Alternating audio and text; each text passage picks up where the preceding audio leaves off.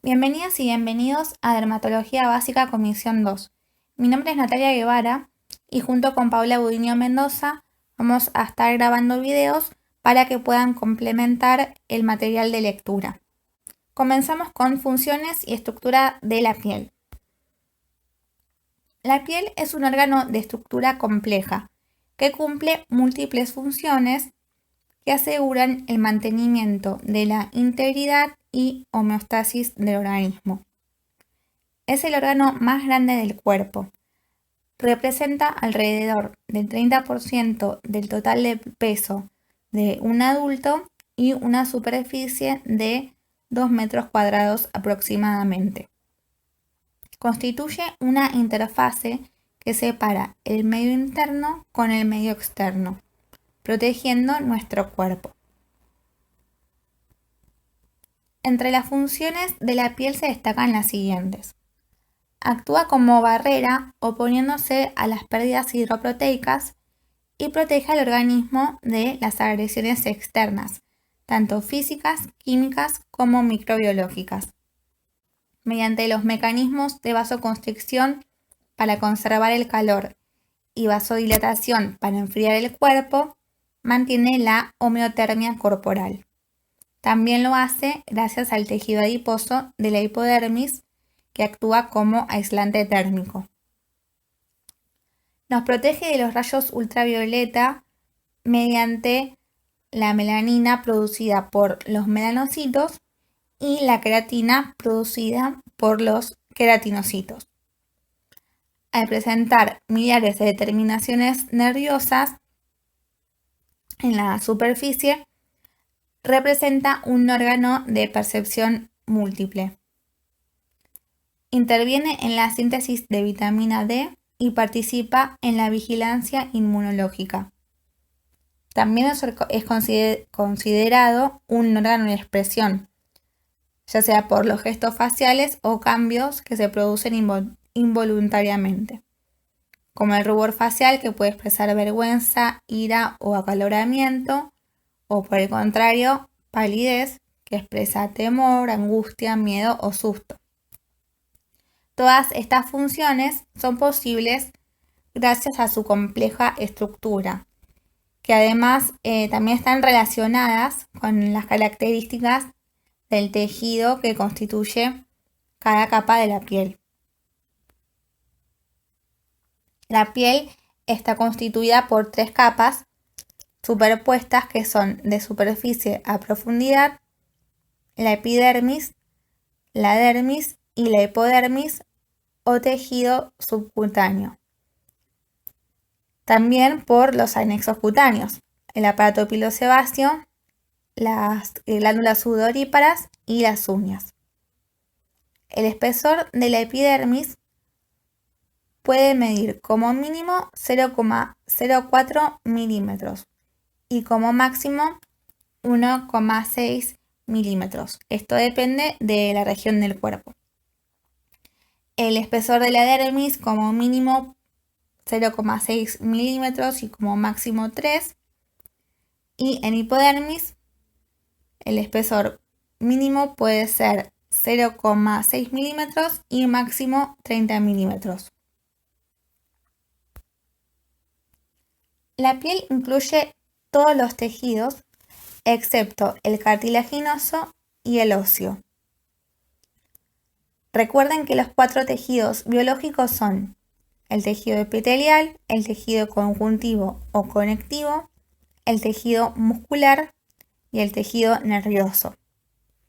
Estos son los tejidos básicos, pero a su vez poseen clasificaciones y especializaciones. En epidermis tenemos tejido epitelial. En dermis tenemos tejido conectivo laxo en la zona más cercana a la epidermis, perdón, me traigo un poco, y tejido conectivo denso en la parte más profunda. En la hipodermis encontramos tejido adiposo, que es una especialización de tejido conectivo. Como se mencionó anteriormente, en la piel tenemos terminaciones nerviosas, por lo tanto se corresponde al tejido nervioso. Y también encontramos tejido muscular. Entre los componentes del aparato pilosebáceo tenemos el músculo erector del pelo. Es importante aclarar que en muchos textos la hipodermis ya no es considerada como parte de la piel y la mencionan únicamente como tejido subcutáneo. Consideran que la piel, o bueno, el cutis, es la epidermis y la dermis. Pero como la bibliografía oficial de la materia está basada en el libro de Biología de la Piel de Alejandro Cordero, vamos a tomar la definición de que la piel está formada por 3 capas. Es decir, vamos a considerar a la hipodermis como una capa de la piel. Pero bueno, tengan en cuenta que muchos autores no la consideran como parte de la misma. Pasamos al origen embrionario de los componentes de la piel. Estas fases, primero vamos a describir muy brevemente las fases del desarrollo embrionario. Estas fases son la fecundación, la segmentación, la gastrulación y la organogénesis. Esto a muy grandes rasgos. Dentro de cada fase hay otras más, pero lo resumimos para que se entienda un poquito qué es esto de las capas embrionarias. Bueno, la fecundación es la unión de los gametos para formar el cigoto. Es decir, se unen la célula sexual masculina con la femenina, dando como resultado al cigoto, que es la célula a partir de la cual se desarrolla el embrión. A partir del cigoto van a producirse sucesivas divisiones y diferenciaciones. La segmentación es la división del cigoto que origina los blastómeros. Los blastómeros son células embrionarias que todavía no tienen definido hacia qué tejido celular se van a diferenciar. Los blastómeros forman una estructura denominada blástula. La gastrulación ocurre después de la formación de la blástula.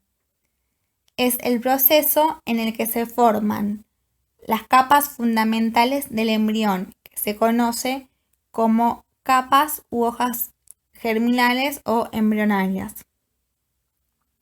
Una capa embrionaria, hoja embrionaria u hoja blastodérmica es un conjunto de células formadas durante el desarrollo embrionario a partir de las cuales se originan los tejidos y órganos del adulto. Estas son el ectodermo, el endodermo y el mesodermo. Por último, la organogénesis es el periodo comprendido entre la tercera y octava semana del desarrollo embrionario. Y son cambios que permiten que las capas embrionarias se transformen en los diferentes órganos que conforman un organismo. La formación de estos órganos durante el desarrollo embrionario es rudimentario, es decir, no tienen una forma ni tamaño definido. Bueno, en la piel entonces encontramos estructuras que derivan básicamente del ectodermo y del mesodermo. El neuroectodermo es una diferenciación del ectodermo. Bueno, entonces la epidermis, es decir, los queratinocitos, las unidades pilosebáceas, las glándulas apocrinas, las glándulas sudoríparas eccrinas y las uñas derivan del ectodermo. Los melanocitos, los nervios y receptores sensoriales derivan del neuroectodermo. Las células de Langerhans, los fibroblastos, los vasos sanguíneos y linfáticos, los músculos y los lipocitos derivan del mesodermo. Esto es lo importante. Lo anterior en una explicación para que se entienda de qué hablamos cuando decimos ectodermo, mesodermo, endodermo. Bueno, acá tenemos una imagen en la que podemos marcar las distintas estructuras. Acá tenemos la epidermis, por debajo la dermis y más profundo la hipodermis. Observen los vasos sanguíneos.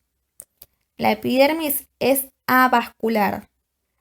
No hay vasos ni capilares, no hay ningún tipo de estructura que irrigue directamente la epidermis, sino que se va a nutrir a través de el tejido conectivo subyacente, es decir, se va a nutrir de la dermis mediante esta zona de las papilas dérmicas, a través de la membrana basal. Entonces, epidermis, avascular, dermis, hipodermis vascularizadas. Acá encontramos el aparato pilosebáceo, que consta de un folículo piloso, que es el pelo, una glándula sebácea, que desemboca en el folículo piloso, y el músculo erector del pelo. También acá encontramos, acá y acá, glándulas sudoríparas. Estas desembocan directamente en la superficie de la piel, por lo tanto son ecrinas. Bueno, de los vasos encontramos dos plexos, uno superficial, que es este que los calibres son más chicos, y acá ya tenemos un calibre mayor en los vasos que corresponde al plexo profundo.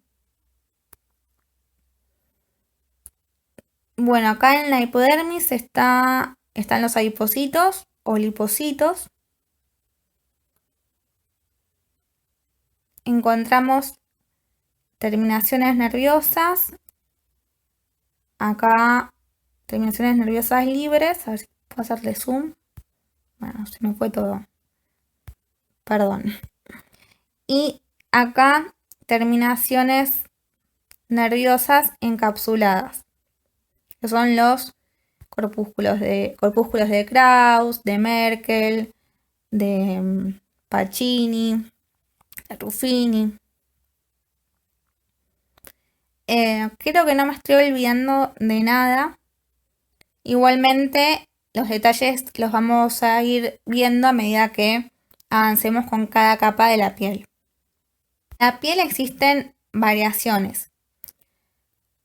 Varía según la región. En algunas partes, bueno, como ya mencionamos, es más gruesa, en otras el espesor es más fino. Varía por la edad, no es lo mismo la piel de un neonato que la de un anciano. También varía según el sexo. Hay algunas diferencias entre la piel del hombre y de la mujer. Y hay variaciones en el color por la melanina o por otros pigmentos también, que ya lo vamos a ver en la clase de melanogénesis. Continuamos con epidermis. La epidermis es un epitelio pavimentoso estratificado en renovación constante que se queratiniza y da origen a estructuras derivadas, el aparato pilosebáceo, uñas y glándulas sudoríparas. En esta imagen encontramos la comparación de distintos tipos de epitelio: el simple, el pseudoestratificado y el estratificado. La piel es un epitelio estratificado porque contiene varias filas de células. Pavimentoso o plano, porque a este tipo de epitelio se los clasifica según la forma de las células más alejadas de la membrana basal. Y los queratinocitos, que son células que constituyen principalmente la epidermis, se van aplanando hacia las capas más externas. Y es queratinizado justamente porque la función principal de los queratinocitos es sintetizar queratina. La epidermis está compuesta por queratinocitos y corneocitos, que representan un 90% de la misma, melanocitos, un 5%, células de Langerhans, un 3 a 5%, y las células de Merkel, que representan un porcentaje menor al 0,1%. Pasamos al origen embriológico. Los queratinocitos son células que derivan del ectodermo. Los melanocitos derivan de la cresta neural, de la placa neural del neuroectodermo. Y los anexos cutáneos derivan también del ectodermo. Fíjense que del ectodermo, en este esquema, salen dos flechas. Uno para la placa neural del neuroectodermo y otro para el ectodermo de superficie. Esto es porque van a haber diferenciaciones y a partir de ahí se van a ir originando distintas estructuras. Las células de Langerhans derivan del mesodermo y el origen de las células de Merkel es desconocido. Los queratinocitos están organizados en 4 capas con distintas propiedades estructurales. Estas capas o estratos son de profundidad a superficie, la capa basal, la capa espinosa, la capa granulosa y la capa córnea. Las células viables se desplazan hacia el exterior desde el estrato basal y en medida que lo hacen se van diferenciando. Entre los queratinocitos de la epidermis también encontramos, como mencionamos anteriormente, los melanocitos, la célula dendrítica, que son como los bracitos, las células de Merkel y las células de Langerhans. Observen la ubicación de estas 3 células. En la capa basal encontramos el melanocito, si bien las dendritas llegan a células que están en las capas supradyacentes, el melanocito se ubica en la capa basal. Y también en la capa basal encontramos a la célula de Merkel. Ocupando una posición suprabasal, es decir, por encima de la capa basal, encontramos las células de Langerhans. Estas son células móviles, por eso tienen este dibujo acá en espiral que representa el movimiento que realiza. La capa basal está constituida por una sola hilera de células cilíndricas que asientan sobre la membrana basal y cuya división o mitosis da origen a las células de las capas supradyacentes.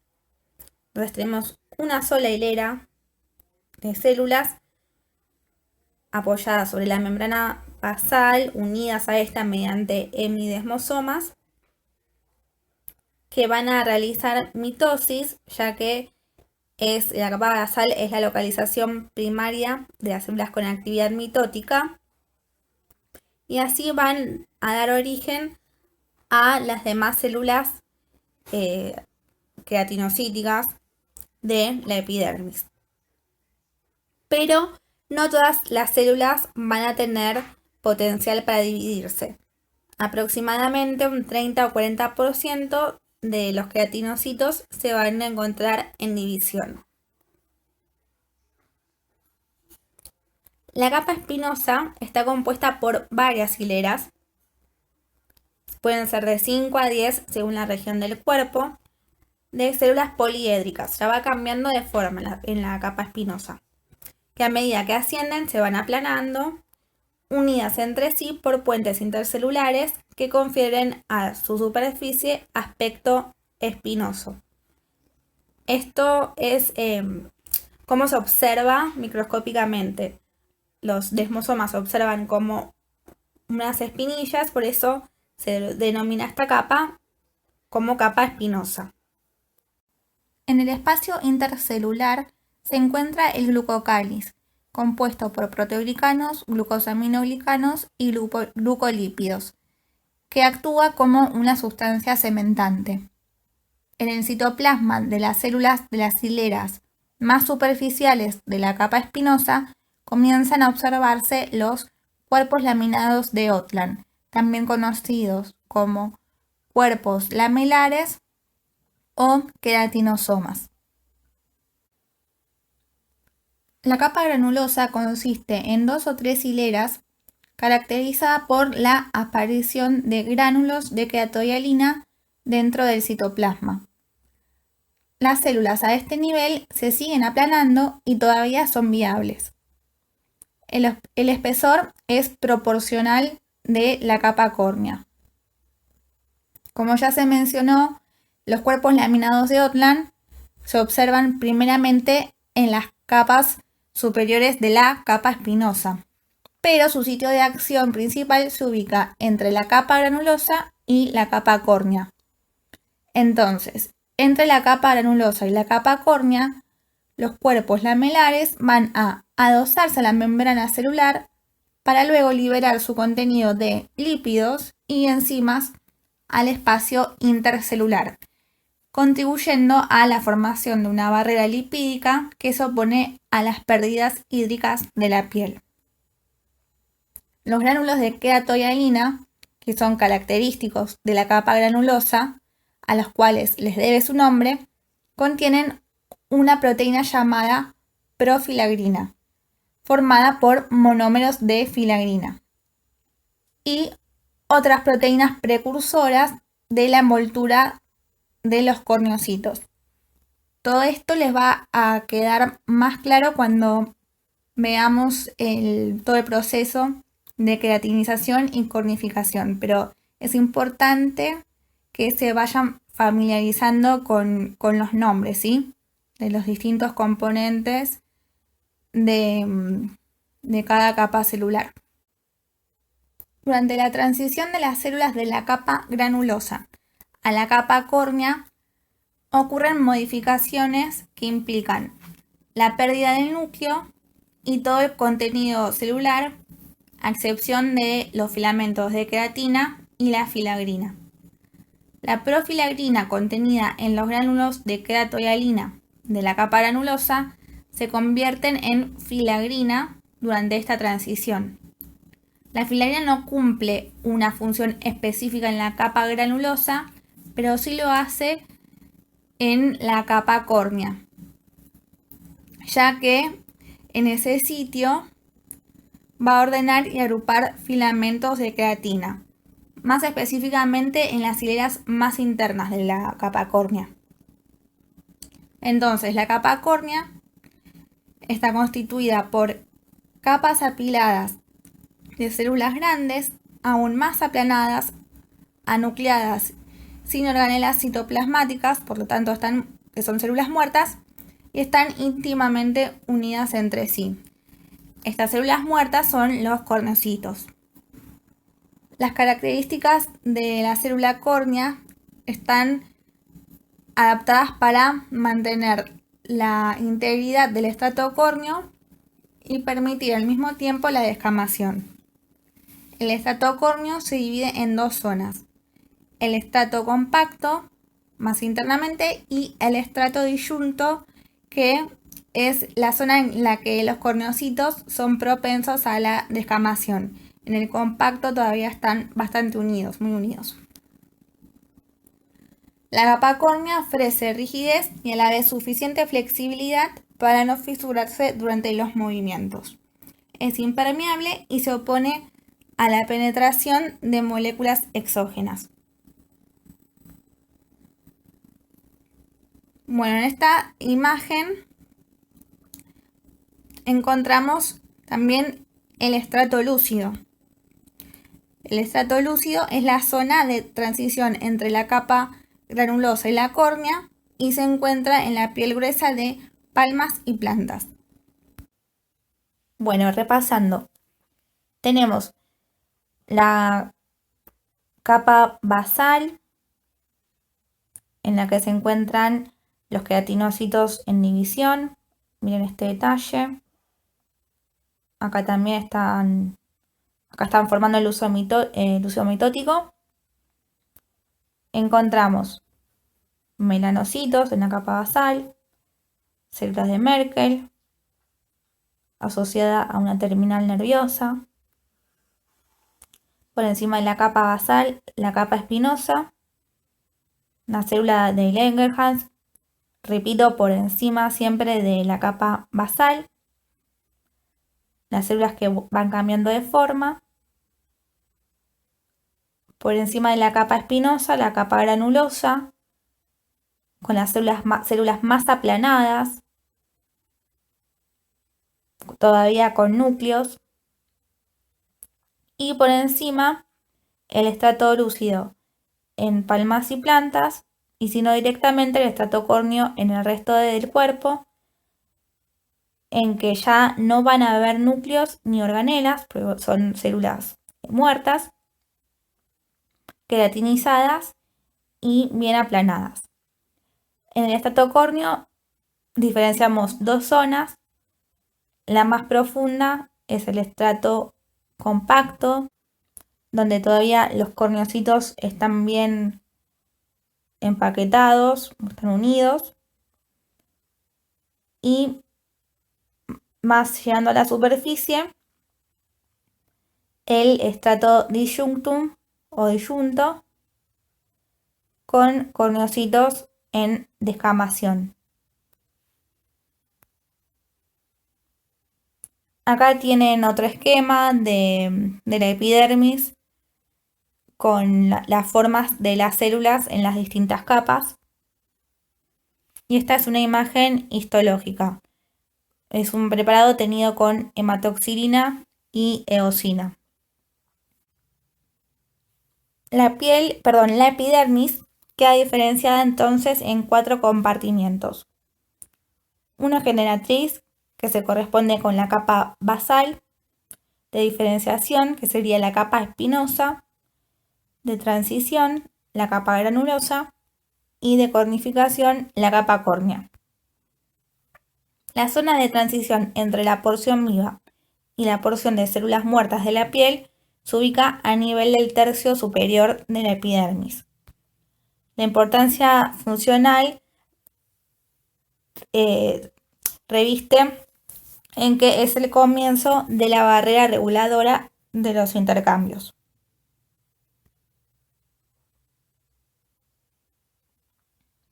Tenemos estos mecanismos bioquímicos protectores de la epidermis. Mediadores inflamatorios como las prostaglandinas, eicosanoides, leucotrienos, histamina, citoquinas, complemento. Antioxidantes como la vitamina C, el citocromo P450, proteínas de shock térmico, moléculas absorbentes de las radiaciones ultravioletas como la melanina y la vitamina D, moléculas de retención de agua que forman el factor natural de humectación, enzimas y agentes microbianos, por ejemplo, los lípidos. Con esto terminamos la primera clase. Cualquier consulta que tengan pueden escribirnos a dermatologiabásica2@gmail.com. Muchas gracias.